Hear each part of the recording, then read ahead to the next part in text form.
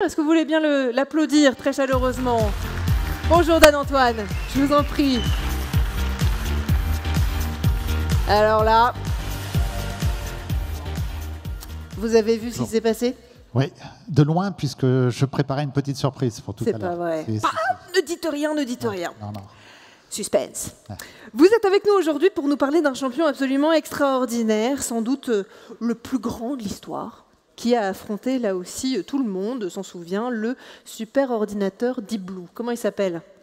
Alors, il s'appelle Garry Kasparov, et j'ai eu la chance de le côtoyer, et je peux vous dire que c'est non seulement l'incroyable champion que vous connaissez, mais c'est également une personnalité, un personnage hors du commun. C'est quelqu'un d'une érudition, d'un charisme, d'une vision politique. Enfin, je pense que le mieux, plutôt que de faire un long discours, c'est de vous présenter la petite vidéo que vous avez préparée. Il est souvent considéré comme le meilleur joueur d'échecs de tous les temps. Réputé pour ses attaques fulgurantes, grand maître à l'âge de 17 ans, à 22 ans, il devient le plus jeune champion du monde, après avoir battu Anatoly Karpov. En 1996, le Russe Garry Kasparov est champion du monde d'échecs depuis 11 ans. Il va alors s'attaquer à la machine, le premier homme à se mesurer à l'intelligence artificielle. Deep Blue est un super ordinateur spécialisé dans le jeu d'échecs par adjonction de circuits spécifiques, développé par IBM au début des années 1990. La confrontation entre Garry Kasparov et Deep Blue va se dérouler en 2 matchs. L'affrontement est historique. L'ordinateur, c'est 100 millions de coups secondes. C'est une force de calcul énorme, mais qui va se perdre puisque l'ordinateur va calculer mécaniquement des milliards de possibilités. Et de l'autre côté, nous avons un être humain qui est champion du monde depuis 10 ans, qui a une perception du jeu, une connaissance, une intelligence, une imagination. Il va d'instinct rayer 99% des coups que calcule l'ordinateur et se concentrer sur 1% et aller jusqu'au bout d'une stratégie. Match de 1996 à Philadelphie, score final. Kasparov gagne 4-2 contre Deep Blue. Match de 1997 à New York, score final. Deep Blue gagne 3-2 contre Kasparov. Ce match est un tournant majeur dans l'histoire de l'intelligence artificielle. Garry Kasparov reste une légende et il vit aujourd'hui aux États-Unis. Exceptionnel parcours, ça s'applaudit effectivement. Oh, vous m'aviez dit que vous aviez une petite surprise. Oui, j'ai une petite surprise, mesdames et messieurs, en direct depuis New York, monsieur Garry Kasparov. Good afternoon. Exceptionnel! Alors, Garry nous fait le plaisir d'être avec nous pour quelques minutes. Et j'ai quelques questions à lui poser. Donc, il y a une traduction simultanée pour ceux qui ne parlent pas anglais. Je fais une parenthèse. Si vous ne parlez pas anglais, c'est pas bon, là. Il faut absolument parler anglais en complément de vos études. Voilà. Garry, thank you so much for being with us. Thank you for joining us from New York. I have a few questions. Go ahead. Thank you. We all remember your match against the computers, but little do we know that since the 80s, you were the first champion to use extensively computers in your preparation in the games. How would you use AI today, if you were competing? Yeah, you're right, because since we know each other, that's back to 1986, so I was always a big promoter of the idea that machines could become an embedded element of the preparation. I still remember the almost a shock of my kids when I told them that my first laptop, if you may call laptop, I bought in 1988. It was Compaq 386, and it was 5 kilos, almost 5 kilos, and 20 megabytes hard disk. So they asked me, did I mean 20 gigabytes? I said, no, 20 megabytes. That was a miracle of the 80s. And I was always, an enthusiast when we talked about human-machine competition. But eventually I realized that it was not just about competing, but actually about working. So we had a very short window roughly from 88 to 2005 when the competition between humans and machines made sense. But by 2005, it was one-sided.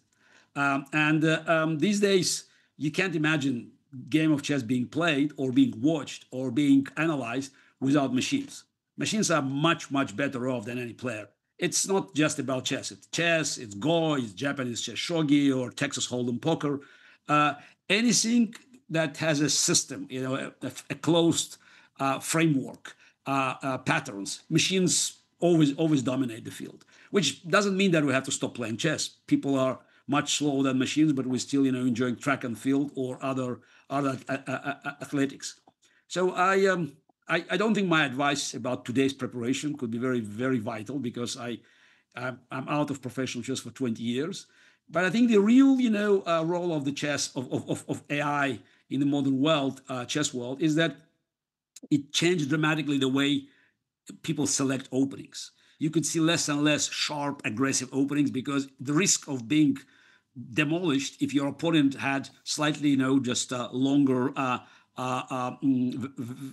line in his or her machines, it's too high. So that's why we could see that many lines are just being, exhausted, and they try to play something more solid to push the crisis to the middle game. But what really helped chess, it's not just analysis. The fact is that any chess amateur with access to a computer can watch the games played by top players, and he doesn't need any advice of the grandmaster. Millions of people can understand immediately what's happening, and if Magnus Carlsen made a good move or a bad move, it becomes instantly obvious for them. So overall, I think that's the computers help chess dramatically to be elevated to a next level. Okay, and aside from chess, Gary, do you use AI, and how do you use it? Look, anything we do today has, an element of technology. Even we talk to each other now. We use technology. I'm in New York. You are in Paris, and we communicate without any visible difficulties.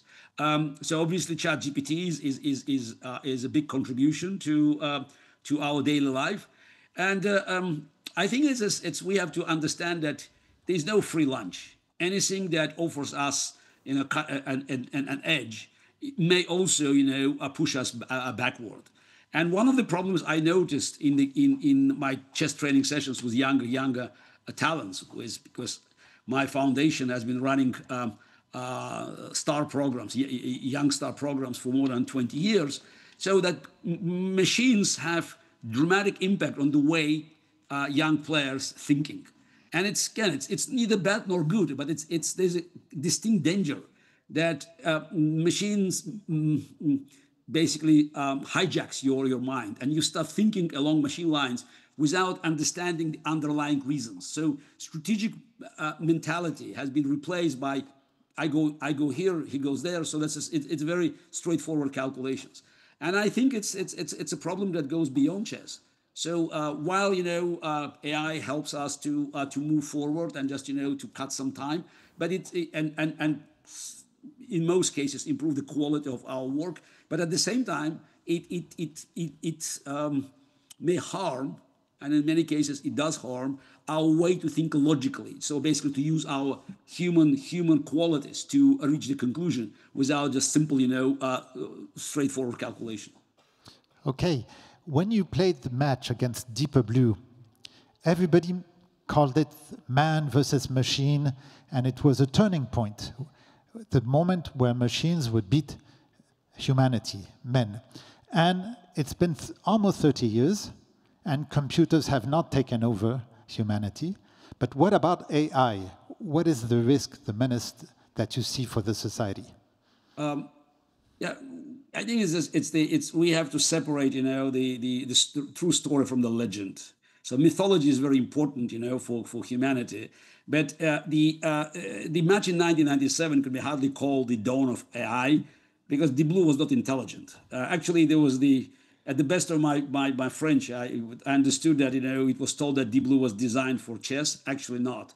It was a program for parallel processors. Chess was one of the applications that could be effectively used to actually test. Brutal force of calculation. The ability of the machine to operate 256 processors that were built in a pyramid, and to have the most effective output of each of them. We suffered some defeats before that in Blitz and Rapid Chess, faster versions of chess. And as I said, the competition continued. Deep Blue was not just a miraculous, invention. Today, for instance, if you have a chess app on your phone, is much stronger than Deep Blue. So it was just, it was an important match. I think it had psychological effect, and I think it helped dramatically the computer science. At many conferences I attend, I meet people who said, "Oh, that was a moment when I decided to actually become a computer expert." So I thought it was just, a breaking point. So it was, again, more of a psychological effect rather than the scientific breakthrough. The competition, the real fighting period between humans and computers in chess ended in 2005. In other games, a bit later, but it's very clear now. We don't compete. We have not to fight each other, but to collaborate. Now, regarding the direct threat of AI to our lives, to our routines, I'm very skeptical. I mean, it's if you watch too many Hollywood movies, and brainwashed by the oldest horrors of Terminator or Matrix, yes, maybe then you'll be paranoid. And obviously the army of doomsayers saying next day will be redundant. Absolutely not. I don't see it. It's not, a magic wand, but it's not a Terminator. It's not a harbinger of utopia or dystopia. I mean, AI doesn't buy you in a free pass to heavens, but it doesn't open the gates of hell. It's a technology. It's a technology, and we have this hundreds and hundreds and maybe a couple of thousands of young experts and specialists in just listening to this talk. And again, this is if they follow the market now, this is the big story about this is ChatGPT now being just a major breakthrough. Okay, if you invested heavily, I think you're just you have to think twice, because it's every time it goes up and then it's on a plateau. I think that the human role in the machine-human collaboration will be indispensable. I wish we had more time, because I do regularly twice, 3 times a month lectures on human-machine collaboration. But I just believe that human role cannot be simply just shaved off. It's there. Key question to understand that would belong to last few decimal places. We're not going to lead the way, but we have to know exactly how to help a specific computer to use its immense power to concentrate on specific work, and what kind of human contribution will be required for this specific task. Okay, if AI is not a menace, a direct menace, what about man and AI? And I'm thinking about propaganda, I'm thinking about fake news, about manipulation. What are the risks? Well, here the risks are immense, as with any new technology. So it always has been used by dark forces to advance their clandestine, nefarious causes. So it's nothing new.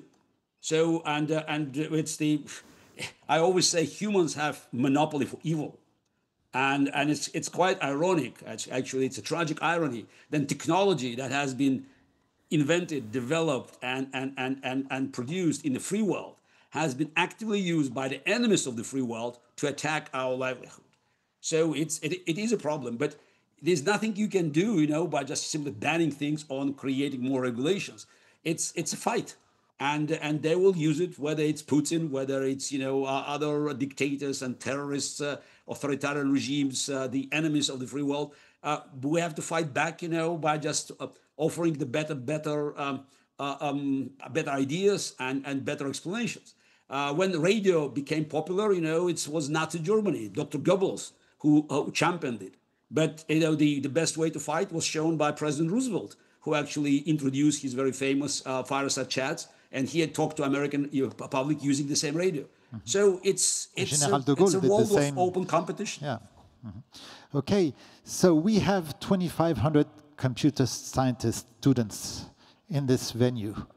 What advice on the use of AI would you give them, or would you give to your own children for the future? How should they use and work with AI? it's very, very simple. So it's a technology. It's a phenomenal technology. It could be improved, and it will be improved. But at the end of the day, yes, there's always remember that there's element of human unique human abilities that will be instrumental for us to move forward. So just never lose the sight of your humanity, and just it's about human and machine collaboration. But you have to be in the driving seat. It's very important. You have to be in the driving seat.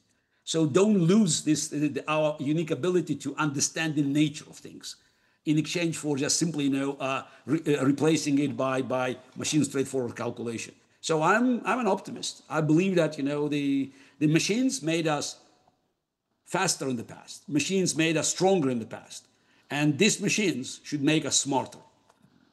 Okay, that's very positive. Thank you very much. I'd like to tell the students that they can follow you. You have a great podcast, Autocracy in America on the Atlantic, and on many social media, so you can follow Garry Kasparov. And Garry, I'd like to thank you. I think all the students would like to thank you for being with us and sharing your time. Thank you. Yes, absolutely. Yes, always pleasure, Antoine. Thank you very much. Good luck, guys.